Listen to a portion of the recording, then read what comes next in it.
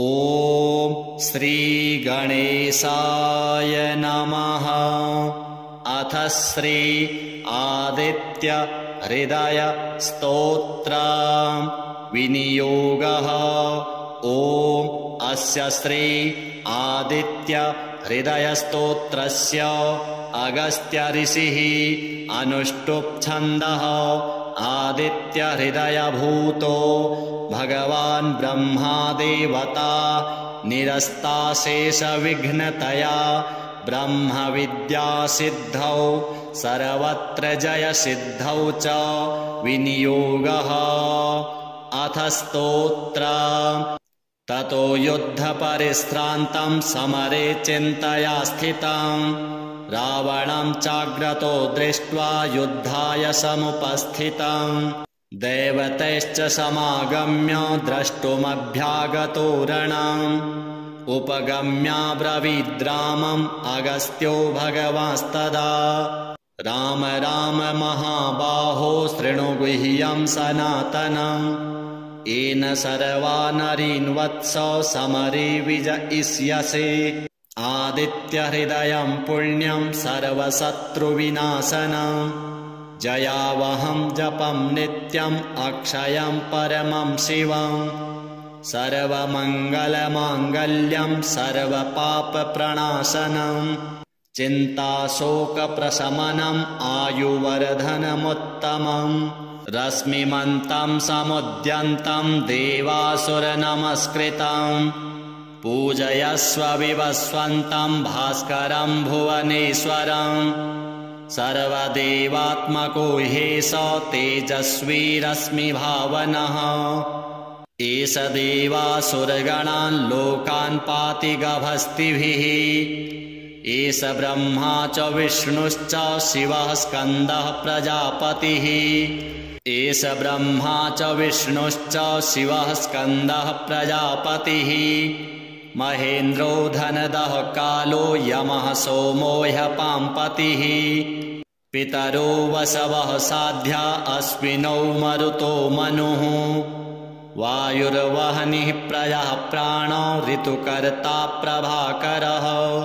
आदित्यः सविता सूर्यः खगः पूषा गभस्तिमान्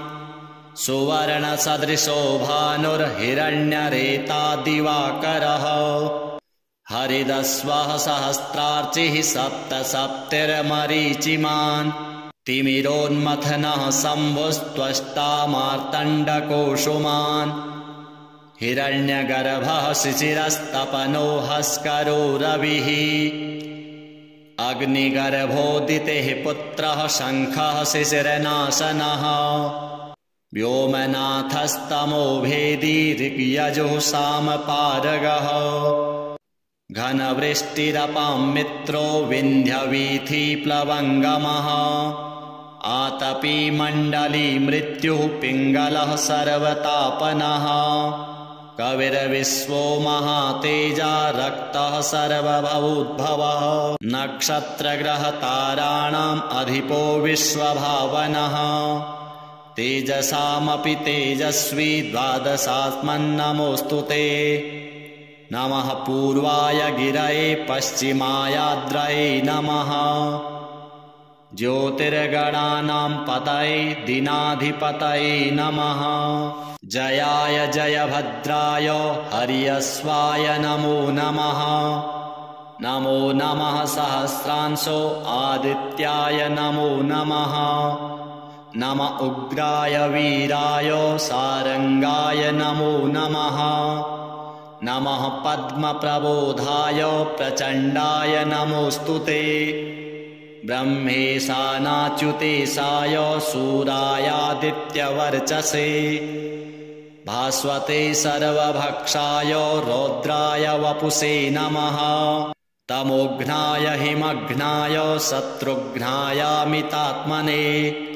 कृतघ्नघ्नाय देवाय ज्योतिषां पतये नमः तप्तचामीकराभाय हरये विश्वकर्मणे नमस्तमोभिनिघ्नाय रुचये लोकसाक्षिणे नाशयत्येष वैभूतं तमेव सृजति प्रभुः पायत्येष तपत्येष वर्षत्येष गभस्तिभिः एषु सुप्तेषु जागर्ति भूतेषु परिनिष्ठितः एष चैवाग्निहोत्रं च फलं चैवाग्निहोत्रिणां देवाश्च क्रतवश्चैव क्रतूनां फलमेव च यानि कृत्यानि लोकेषु सर्वेषु परमप्रभुः एनमापत्सु कृत्सेषु कान्तारेषु भयेषु च कीर्तयन् पुरुषः कश्चिन्नावसीदति राघव पूजयस्वैनमेकाग्रो देवदेवं जगत्पतिम् एतत्त्रिगुणितं जप्त्वा युद्धेषु विजयिष्यसि अस्मिन् क्षणे महाबाहो रावणं त्वं जहिष्यसि एवमुक्त्वा ततोऽगस्त्यो जगाम स यथागतम् एतच्छ्रुत्वा महातेजा नष्टशोको भवत्तदा धारयामास सुप्रीतो राघवः प्रयतात्मवान् आदित्यं प्रेक्ष्य जप्त्वेदं परं हर्षमवाप्तवान् तिराचम्य शुचिर्भूत्वा धनुरादाय वीर्यवान् रावणं प्रेक्ष्य हृष्टात्मा जयार्थं समुपागमत् सर्वयत्नेन महता वृतस्तस्य वधेऽभवत् अथ रविरवदन्निरीक्ष्य रामं मुदितमनः परमं प्रहृष्यमाणः निशिचरपतिसंशयं विदित्वा सुरगणमध्यगतो वचस्त्वरेति श्रीसूर्यार्पणमस्तु ततो युद्धपरिश्रान्तं समरे चिन्तया स्थितं रावणं चाग्रतो दृष्ट्वा युद्धाय समुपस्थितं दैवतैश्च समागम्य द्रष्टुमभ्यागतो रणम् उपगम्याब्रवीद्रामम् अगस्त्यो भगवांस्तदा राम राम महाबाहो शृणु गुह्यं सनातनम् येन सर्वा नरीन् वत्स समरे विजयिष्यसे आदित्यहृदयं पुण्यं सर्वशत्रुविनाशनम् जयावहं जपं नित्यम् अक्षयं परमं शिवम् सर्वमङ्गलमाङ्गल्यं सर्वपापप्रणाशनम् चिन्ताशोकप्रशमनम् आयुवर्धनमुत्तमम् रश्मिमन्तं समुद्यन्तं देवासुरनमस्कृतम् पूजयस्व विवस्वन्तं भास्करं भुवनेश्वरम् सर्वदेवात्मको ह्येष तेजस्वी रश्मिभावनः एष देवासुरगणान् लोकान् पाति गभस्तिभिः एष ब्रह्मा च विष्णुश्च शिवः स्कन्दः प्रजापतिः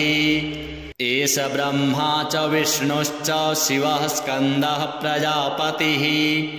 महेन्द्रो धनदः कालो यमः सोमो ह्यपाम्पतिः पितरो वसवः साध्या अश्विनौ मरुतो मनुः वायुर्वहनिः प्रजः प्राणो ऋतुकर्ता प्रभाकरः आदित्यः सविता सूर्यः खगः पूषा गभस्तिमान् सुवर्णसदृशो भानुर्हिरण्यरेता दिवाकरः हरिदस्वः सहस्रार्चिः सप्तसप्तिर्मरीचिमान् तिमिरोन्मथनः शम्भुस्त्वष्टा मार्तण्डकोशुमान् हिरण्यगर्भः शिशिरस्तपनो हस्करो रविः अग्निगर्भोदितेः पुत्रः शङ्खः शिशिरनाशनः व्योमनाथस्तमो भेदी ऋग्यजुः सामपारगः घनवृष्टिरपां मित्रो विन्ध्यवीथिप्लवङ्गमः आतपी मण्डली मृत्युः पिङ्गलः सर्वतापनः कविर्विश्वो महातेजा रक्तः सर्वभूद्भवः नक्षत्रग्रहताराणाम् अधिपो विश्वभावनः तेजसामपि तेजस्वी द्वादशात्मन्नमोऽस्तु ते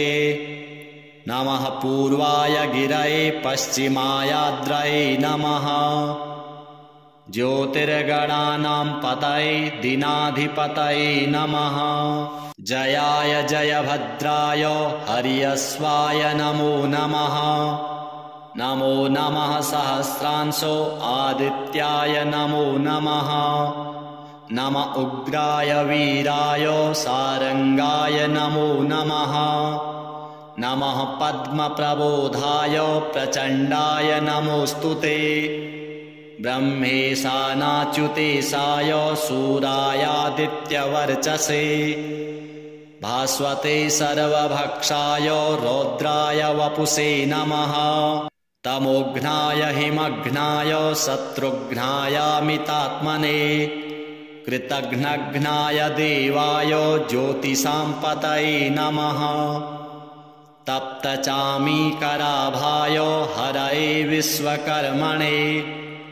नमस्तमोभिनिघ्नाय रुचये लोकसाक्षिणे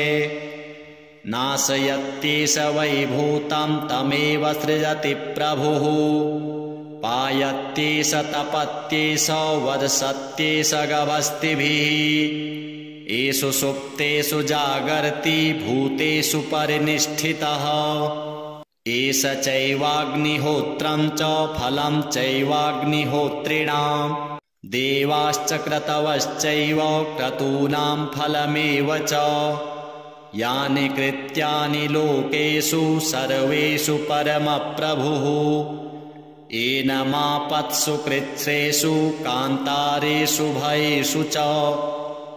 कीर्तयन् पुरुषः कश्चिन्नावसीदति राघव पूजयस्वैनमेकाग्रो देवदेवं जगत्पतिम् एतत्त्रिगुणितं जप्त्वा युद्धेषु विजयिष्यसि अस्मिन् क्षणे महाबाहो रावणं त्वं जहिष्यसि एवमुक्त्वा ततोऽगस्त्यो जगाम स यथागतम् एतच्छ्रुत्वा महातेजा नष्टशोको भवत्तदा धारयामास सुप्रीतो राघवः प्रयतात्मवान् आदित्यं प्रेक्ष्य जप्त्वेदं परं हर्षमवाप्तवान् तिराचम्य शुचिर्भूत्वा धनुरादाय वीर्यवान् रावणं प्रेक्ष्य हृष्टात्मा जयार्थं समुपागमत् सर्वयत्नेन महता वृतस्तस्य वधेऽभवत् अथ रविरवदन् निरीक्ष्य रामं मुदितमनः परमं प्रहृष्यमाणः निशिचरपतिसंशयं विदित्वा सुरगणमध्यगतो वचस्त्वरेति श्रीसूर्यार्पणमस्तु ततो युद्धपरिश्रान्तं समरे चिन्तया स्थितं रावणं चाग्रतो दृष्ट्वा युद्धाय समुपस्थितम् दैवतैश्च समागम्य द्रष्टुमभ्यागतो रणम्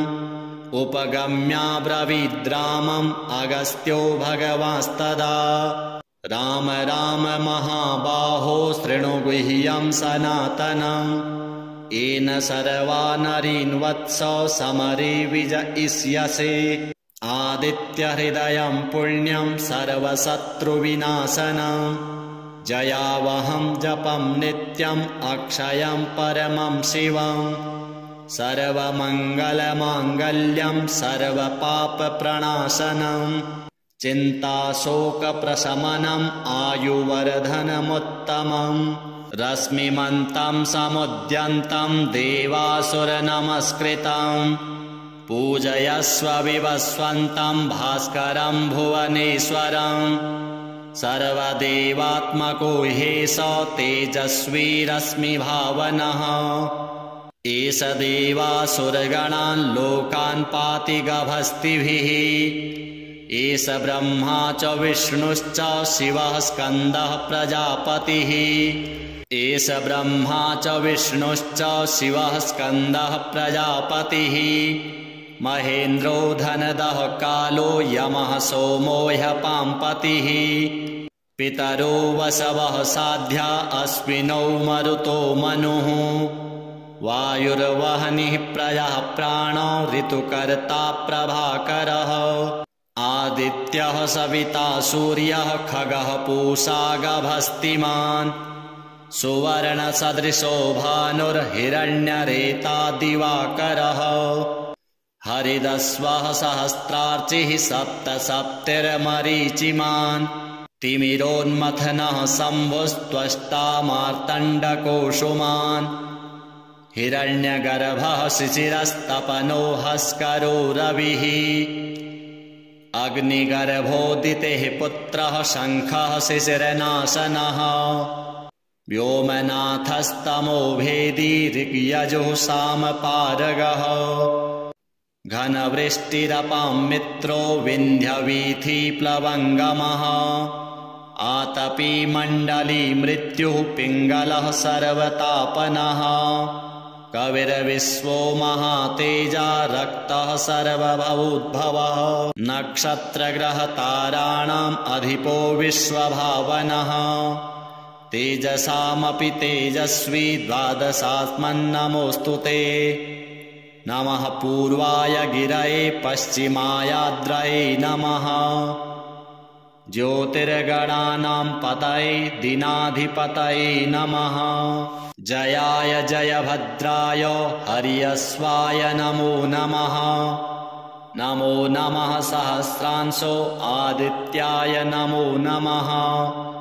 नम उग्राय वीराय सारंगाय नमो नमः नमः पद्मप्रबोधाय प्रचण्डाय नमोऽस्तु ते ब्रह्मेशानाच्युतेशाय सूरायादित्यवर्चसे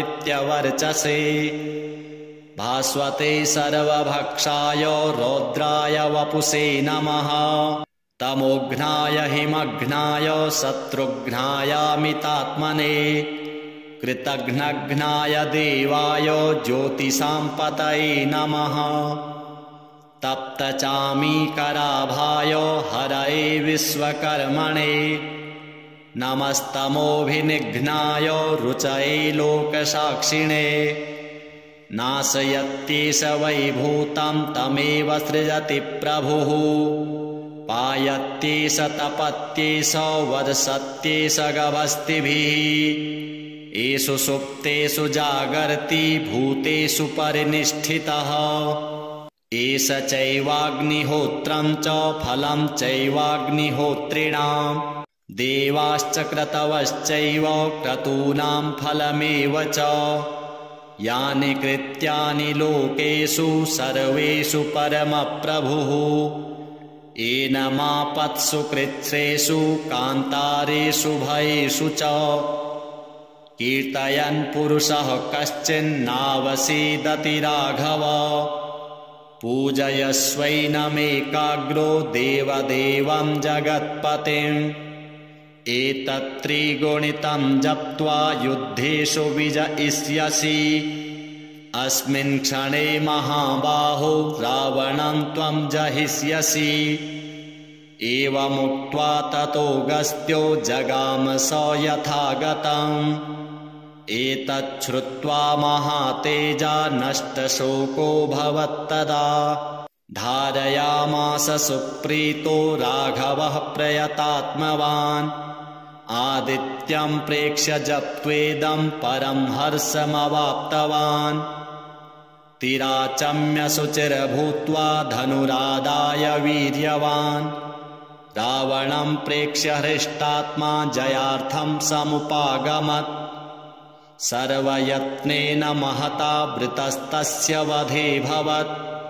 अथ रविरवदन्निरीक्ष्य रामं मुदितमनः परमं प्रहृष्यमाणः निशिचरपतिसंशयं विदित्वा सुरगणमध्यगतो वचस्त्वरेति श्रीसूर्यार्पणमस्तु। ततो युद्धपरिश्रान्तं समरे चिन्तया स्थितं रावणं चाग्रतो दृष्ट्वा युद्धाय समुपस्थितं देवतैश्च समागम्य द्रष्टुमभ्यागतो रणम् उपगम्याब्रवीद्रामम् अगस्त्यो भगवांस्तदा राम राम महाबाहो शृणु गुह्यं सनातनम् येन सर्वा नरीन् वत्स समरे विजयिष्यसे आदित्यहृदयं पुण्यं सर्वशत्रुविनाशनम् जयावहं जपं नित्यम् अक्षयं परमं शिवम् सर्वमङ्गलमाङ्गल्यं सर्वपापप्रणाशनम् चिन्ताशोकप्रशमनम् आयुवर्धनमुत्तमम् रश्मिमन्तं समुद्यन्तं देवासुरनमस्कृतं पूजयस्व विवस्वन्तं भास्करं भुवनेश्वरं सर्वदेवात्मको ह्येष तेजस्वी रश्मिभावनः एष देवासुरगणान् लोकान् पाति गभस्तिभिः एष ब्रह्मा च विष्णुश्च शिवः स्कन्दः प्रजापतिः एष ब्रह्मा च विष्णुश्च शिवः स्कन्दः प्रजापतिः महेन्द्रो धनदः कालो यमः सोमो ह्यपाम्पतिः पितरो वसवः साध्या अश्विनौ मरुतो मनुः वायुर्वह्निः प्रजः प्राणो ऋतुकर्ता प्रभाकरः आदित्यः सविता सूर्यः खगः पूषा गभस्तिमान् सुवर्णसदृशो भानुर्हिरण्यरेता दिवाकरः हरिदस्वः सहस्रार्चिः सप्तसप्तिर्मरीचिमान् तिमिरोन्मथनः शम्भुस्त्वष्टा मार्तण्डकोशुमान् हिरण्यगर्भः शिशिरस्तपनो हस्करो रविः अग्निगर्भोदितेः पुत्रः शङ्खः शिशिरनाशनः व्योमनाथस्तमो भेदी ऋग्यजुः सामपारगः घनवृष्टिरपां मित्रो विन्ध्यवीथिप्लवङ्गमः आतपी मण्डली मृत्युः पिङ्गलः सर्वतापनः कविर्विश्वो महातेजा रक्तः सर्वभूद्भवः नक्षत्रग्रहताराणाम् अधिपो विश्वभावनः तेजसामपि तेजस्वी द्वादशात्मन्नमोऽस्तु ते नमः पूर्वाय गिरये पश्चिमायाद्रये नमः ज्योतिर्गणानां पतये दिनाधिपतये नमः जयाय जयभद्राय हर्यश्वाय नमो नमः नमो नमः सहस्रांशो आदित्याय नमो नमः नम उग्राय वीराय सारंगाय नमो नमः नमः पद्मप्रबोधाय प्रचण्डाय नमोऽस्तु ते ब्रह्मेशानाच्युतेशाय सूरायादित्यवर्चसे भास्वते सर्वभक्षाय रौद्राय वपुषे नमः तमोघ्नाय हिमघ्नाय शत्रुघ्नायामितात्मने कृतघ्नघ्नाय देवाय ज्योतिषां पतये नमः तप्तचामीकराभाय हरये विश्वकर्मणे नमस्तमोभिनिघ्नाय रुचये लोकसाक्षिणे नाशयत्येष वैभूतं तमेव सृजति प्रभुः पायत्येष तपत्येष वदसत्येष गभस्तिभिः येषु सुप्तेषु जागर्ति भूतेषु परिनिष्ठितः एष चैवाग्निहोत्रं च फलं चैवाग्निहोत्रिणां देवाश्च क्रतवश्चैव क्रतूनां फलमेव च यानि कृत्यानि लोकेषु सर्वेषु परमप्रभुः येन मापत्सु कृच्छ्रेषु कान्तारेषु भयेषु च कीर्तयन् पुरुषः कश्चिन्नावसीदति राघव पूजयस्वैनमेकाग्रो देवदेवं जगत्पतिम् एतत्त्रिगुणितं जप्त्वा युद्धेषु विजयिष्यसि अस्मिन् क्षणे महाबाहो रावणं त्वं जहिष्यसि एवमुक्त्वा ततोऽगस्त्यो जगाम स यथागतम् एतच्छ्रुत्वा महातेजा नष्टशोको भवत्तदा धारयामास सुप्रीतो राघवः प्रयतात्मवान् आदित्यं प्रेक्ष्य जप्त्वेदं परं हर्षमवाप्तवान् तिराचम्य शुचिर्भूत्वा धनुरादाय वीर्यवान्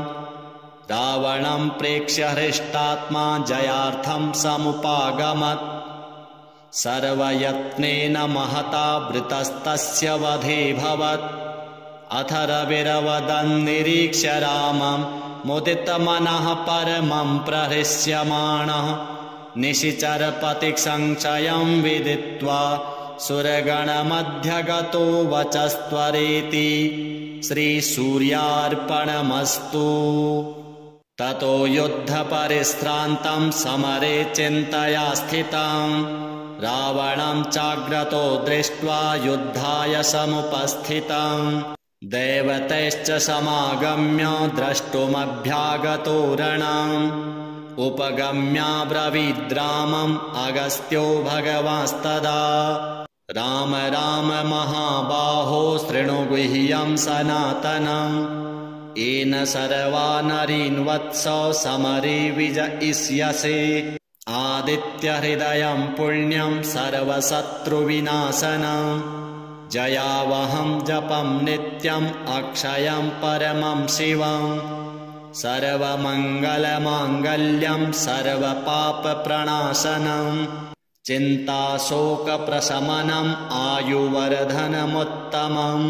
रश्मिमन्तं समुद्यन्तं देवासुरनमस्कृतम् पूजयस्व विवस्वन्तं भास्करं भुवनेश्वरम् सर्वदेवात्मको ह्येष तेजस्वी रश्मिभावनः एष देवासुरगणान् लोकान् पाति गभस्तिभिः एष ब्रह्मा च विष्णुश्च शिवः स्कन्दः प्रजापतिः एष ब्रह्मा च विष्णुश्च शिवः स्कन्दः प्रजापतिः महेन्द्रो धनदः कालो यमः सोमो ह्यपाम्पतिः पितरो वसवः साध्या अश्विनौ मरुतो मनुः वायुर्वह्निः प्रजः प्राणो ऋतुकर्ता प्रभाकरः आदित्यः सविता सूर्यः खगः पूषा गभस्तिमान् सुवर्णसदृशो भानुर्हिरण्यरेता दिवाकरः हरिदस्वः सहस्रार्चिः सप्तसप्तिर्मरीचिमान् तिमिरोन्मथनः शम्भुस्त्वष्टा मार्तण्डकोशुमान् हिरण्यगर्भः शिशिरस्तपनो हस्करो रविः अग्निगर्भोदितेः पुत्रः शङ्खः शिशिरनाशनः व्योमनाथस्तमो भेदी ऋग्यजुः सामपारगः घनवृष्टिरपां मित्रो विन्ध्यवीथिप्लवङ्गमः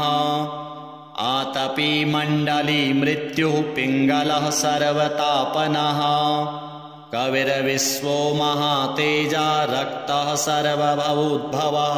नक्षत्रग्रहताराणाम् अधिपो विश्वभावनः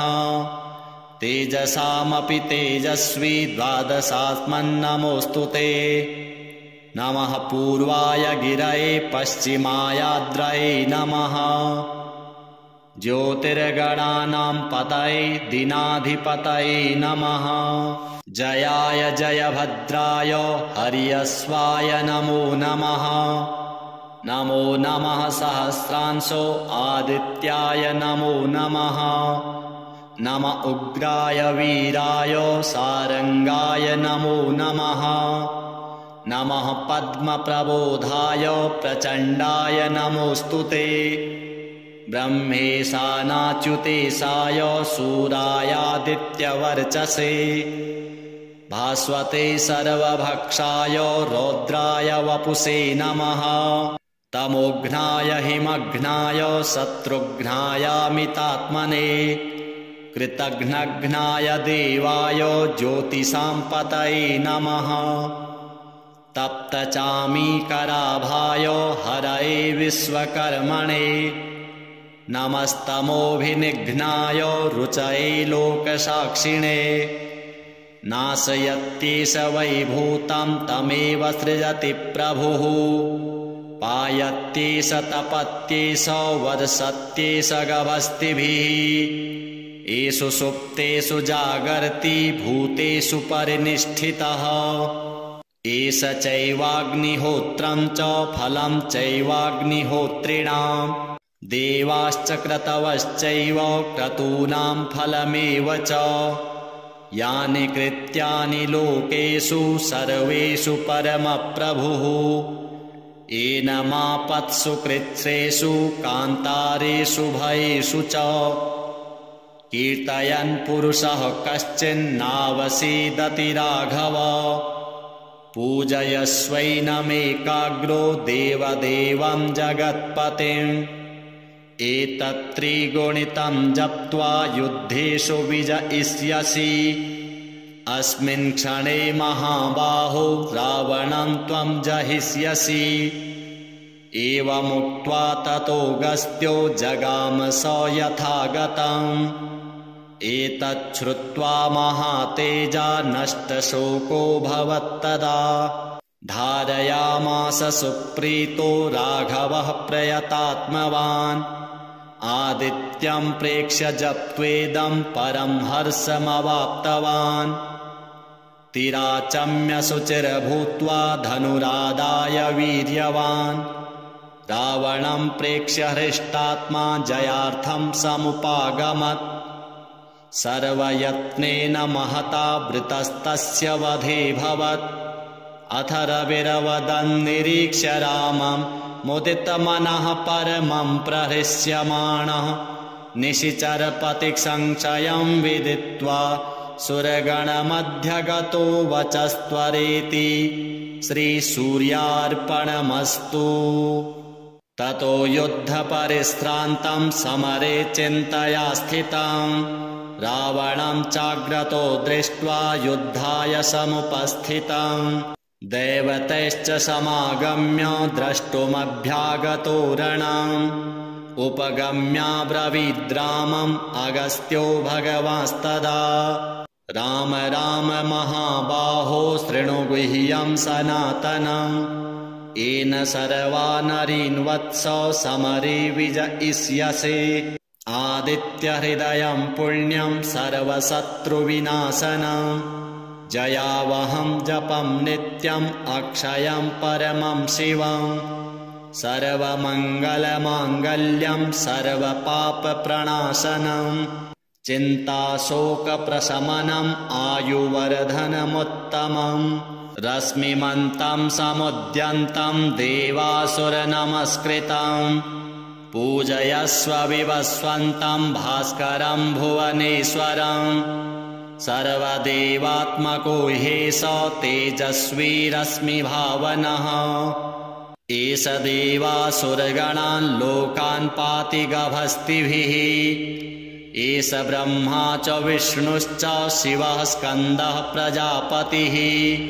एष ब्रह्मा च विष्णुश्च शिवः स्कन्दः प्रजापतिः महेन्द्रो धनदः कालो यमः सोमो ह्यपाम्पतिः पितरो वसवः साध्या अश्विनौ मरुतो मनुः वायुर्वह्निः प्रजः प्राणो ऋतुकर्ता प्रभाकरः आदित्यः सविता सूर्यः खगः पूषा गभस्तिमान् सुवर्णसदृशो भानुर्हिरण्यरेता दिवाकरः हरिदस्वः सहस्रार्चिः सप्तसप्तिर्मरीचिमान् तिमिरोन्मथनः शम्भुस्त्वष्टा मार्तण्डकोशुमान् हिरण्यगर्भः शिशिरस्तपनो हस्करो रविः अग्निगर्भोदितेः पुत्रः शङ्खः शिशिरनाशनः व्योमनाथस्तमो भेदी ऋग्यजुः सामपारगः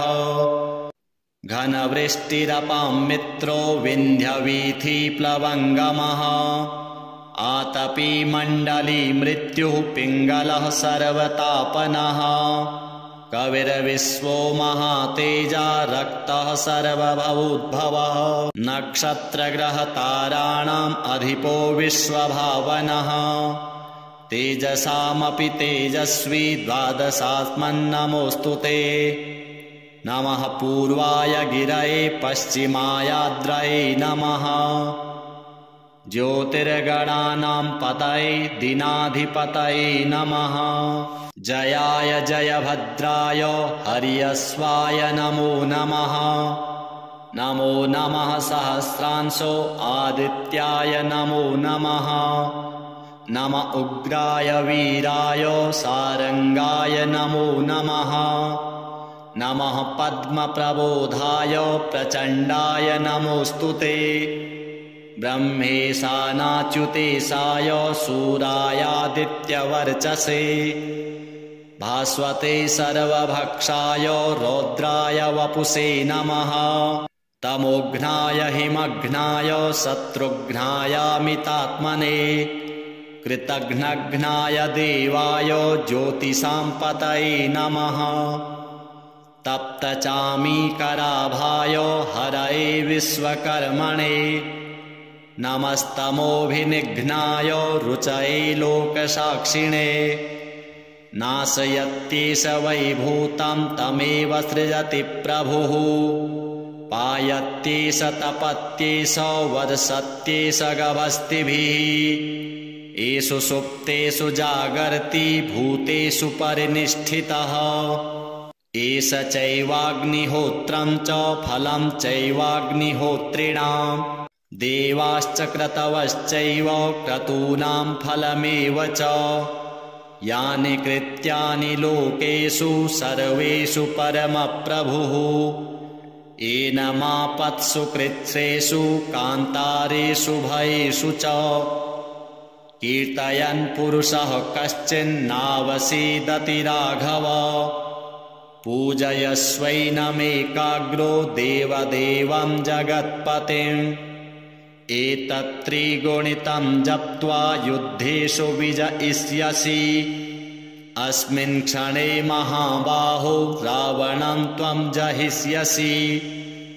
एवमुक्त्वा ततोऽगस्त्यो जगाम स यथागतम्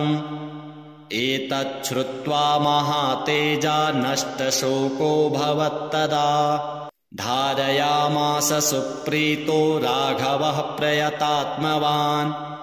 आदित्यं प्रेक्ष्य जप्त्वेदं परं हर्षमवाप्तवान्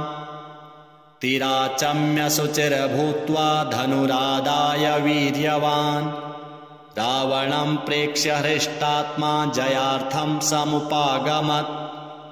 सर्वयत्नेन महता वृतस्तस्य वधेऽभवत् अथ रविरवदन्निरीक्ष्य रामं मुदितमनः परमं प्रहृष्यमाणः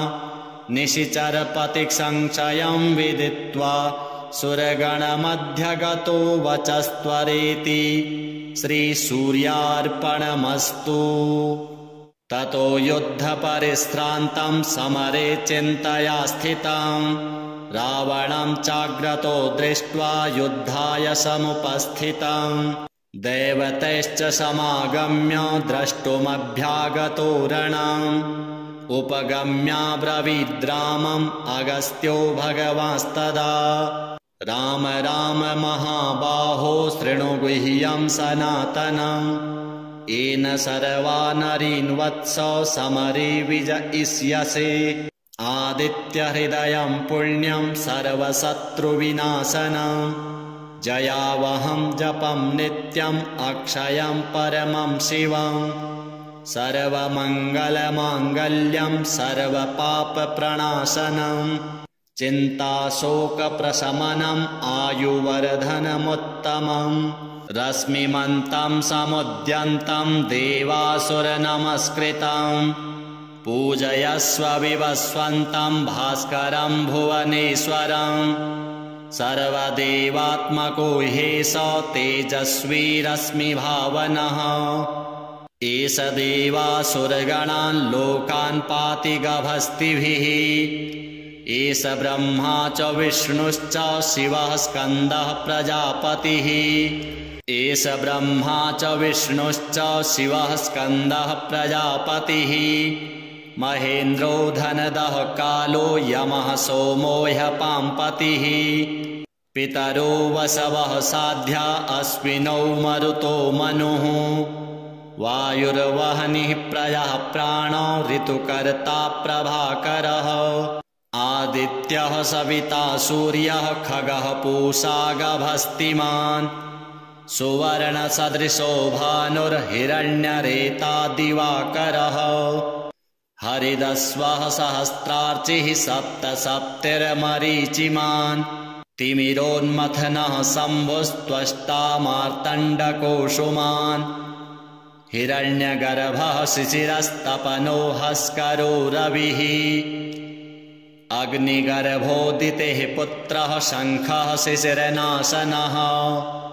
व्योमनाथस्तमो भेदी ऋग्यजुः सामपारगः घनवृष्टिरपां मित्रो विन्ध्यवीथिप्लवङ्गमः आतपी मण्डली मृत्युः पिङ्गलः सर्वतापनः कविर्विश्वो महातेजा रक्तः सर्वभवोद्भवः नक्षत्रग्रहताराणाम् अधिपो विश्वभावनः तेजसामपि तेजस्वी द्वादशात्मन्नमोऽस्तु ते नमः पूर्वाय गिरये पश्चिमायाद्रये नमः ज्योतिर्गणानां पतये दीनाधिपतये नमः जयाय जयभद्राय हर्यश्वाय नमो नमः नमो नमः सहस्रांशो आदित्याय नमो नमः नम उग्राय वीराय सारंगाय नमो नमः नमः पद्मप्रबोधाय प्रचण्डाय नमोऽस्तु ते ब्रह्मेशानाच्युतेशाय सूरायादित्यवर्चसे भास्वते सर्वभक्षाय रौद्राय वपुषे नमः तमोघ्नाय हिमघ्नाय शत्रुघ्नायामितात्मने कृतघ्नघ्नाय देवाय ज्योतिषां पतये नमः तप्तचामीकराभाय हरये विश्वकर्मणे नमस्तमोभिनिघ्नाय रुचये लोकसाक्षिणे नाशयत्येष वैभूतं तमेव सृजति प्रभुः पायत्येष तपत्येष वर्षत्येष गभस्तिभिः एषु सुप्तेषु जागर्ति भूतेषु परिनिष्ठितः एष चैवाग्निहोत्रं च फलं चैवाग्निहोत्रिणां देवाश्च क्रतवश्चैव क्रतूनां फलमेव च यानि कृत्यानि लोकेषु सर्वेषु परमप्रभुः एनमापत्सु कृच्छ्रेषु कान्तारेषु भयेषु च कीर्तयन् पुरुषः कश्चिन्नावसीदति राघव पूजयस्वैनमेकाग्रो देवदेवं जगत्पतिम् एतत्त्रिगुणितं जप्त्वा युद्धेषु विजयिष्यसि अस्मिन् क्षणे महाबाहो रावणं त्वं जहिष्यसि एवमुक्त्वा ततोऽगस्त्यो जगाम स यथागतम् एतच्छ्रुत्वा महातेजा नष्टशोकोऽभवत्तदा